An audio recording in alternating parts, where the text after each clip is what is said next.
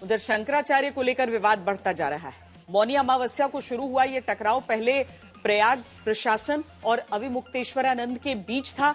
UP सरकार ने जिस तरीके से स्वामी अविमुक्तेश्वरानंद को नोटिस पर नोटिस भेजे, उससे सरकार के तेवरों का पता चल गया।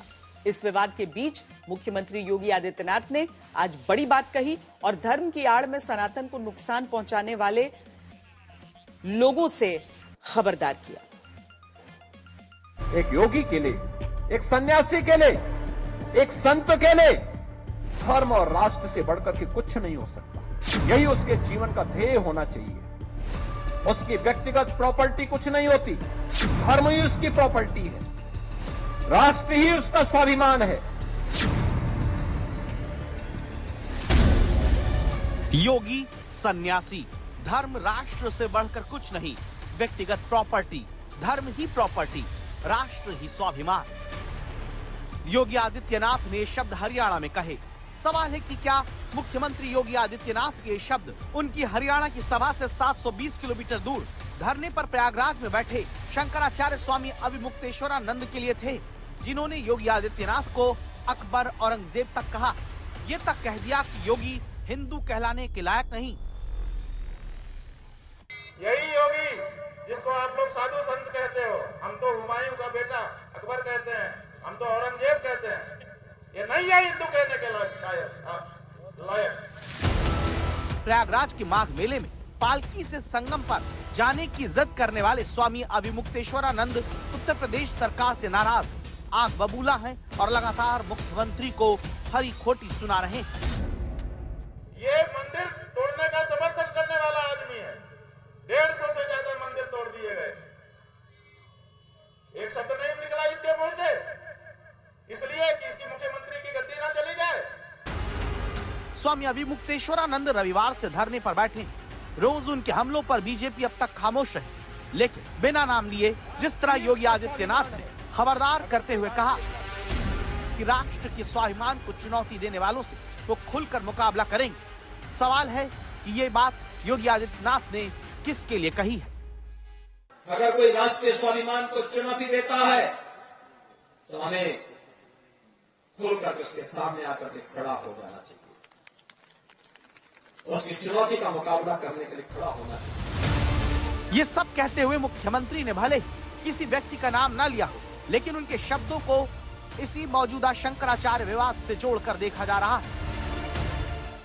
कोई धर्म के खिलाफ आचरण करता है, क्योंकि ऐसे तमाम कालनेमी होंगे जो धर्म की आड़ में सनातन धर्म को कमजोर करने की साजिश रच रहे होंगे। हमें उनसे सावधान होना होगा, उनसे सतर्क रहना होगा। तो योगी आदित्यनाथ धर्म के नाम पर फैलाए जा रहे भ्रम और दिखावे से खबरदार करते हुए कहते हैं कि सनातन को कमजोर करने वाले कालनेमी के खिलाफ वो मोर्चाबंदी करेंगे। सवाल है वो किसे कालनेमी बता रहे हैं? हाँ, तो आप तो मुख्यमंत्री हो, कालनेमियों को चिन्हित करके उनका नाम सार्वजनिक करो।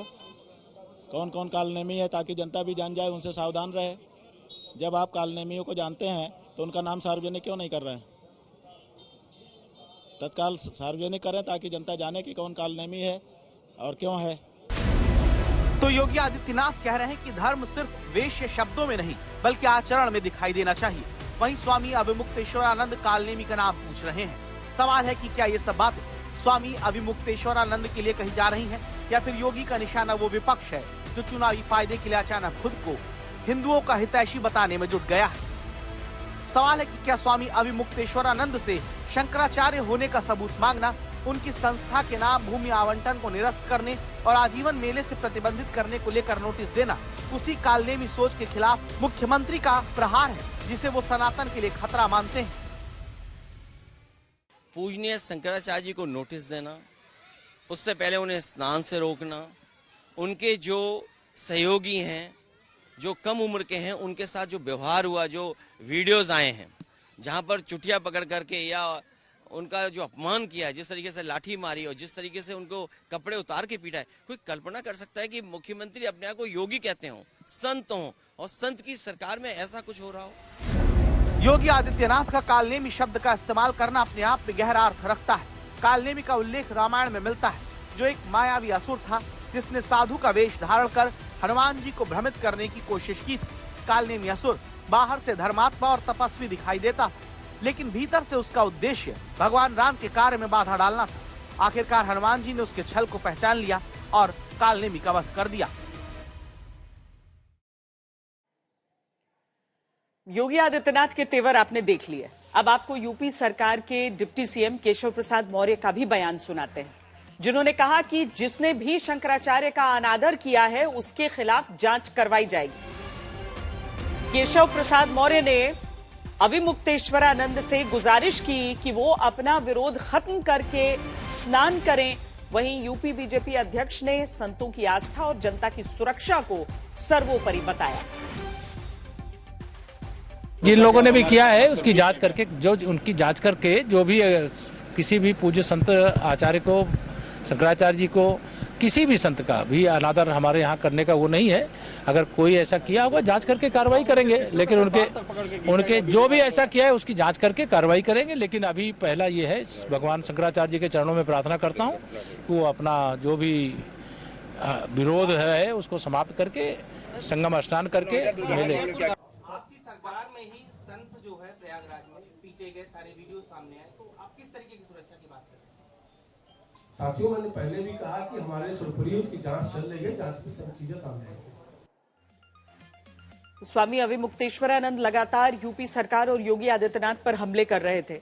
योगी को तो अविमुक्तेश्वरानंद ने हिंदू तक मानने से इनकार कर दिया, लेकिन योगी आदित्यनाथ ने बिना नाम लिए कहा कि कई कालनेमी साधु के वेश में सनातन को कमजोर कर रहे हैं। कालनेमी का जिक्र इससे पहले मुख्यमंत्री ने छांगुर बाबा का सच बताने के लिए किया था।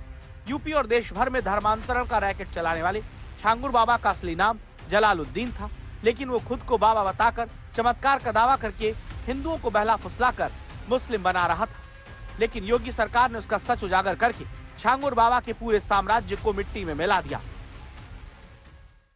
मेरे अलावा मेरे साथ जो टीम के साथ लगी हुई टीम थी, उसके अलावा कोई भी अन्य वरिष्ठ अधिकारी या जनप्रतिनिधि ये नहीं मानता था कि इसका नाम जलालुद्दीन है, वो मानते थे छांगुर बाबा है। जब गिरफ्तारी भी हुई तो मीडिया में यह है छांगुर बाबा धर्मांतरण करते हुए गिरफ्तार। हमने कहा भी छांगुर ने इस कालनेमी का वास्तविक नाम रखो, इसका नाम जलालुद्दीन है, ये धर्मांतरण करवाता था। तो कालनेमी भले ही त्रेता युग का असुर हो, लेकिन वो कलयुग में भी भेष बदलकर अलग अलग चेहरों के रूप में सामने आ रहा है। शंकराचार्य विवाद के बीच योगी आदित्यनाथ का इसे लेकर एक बार फिर खबरदार करना, मोर्चा लेने का ऐलान करना 2027 चुनाव से पहले बड़े सियासी टकराव का कारण बन सकता है।